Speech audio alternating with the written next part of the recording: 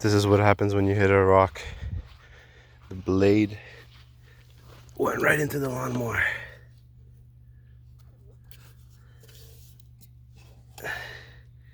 It just deflected up and then hit this and stalled. So you can see how much power it has to cut steel. And then if you look at the blade, you can see the nasty hit. I think it's this side.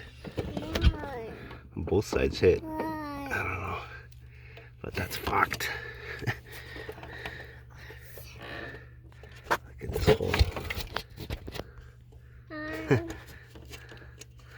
Have to get the hammer, put it all back, and then we can sharpen the blade.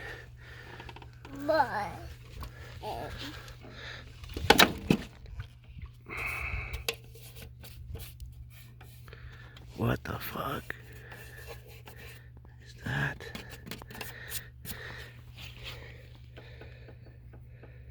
That's crazy.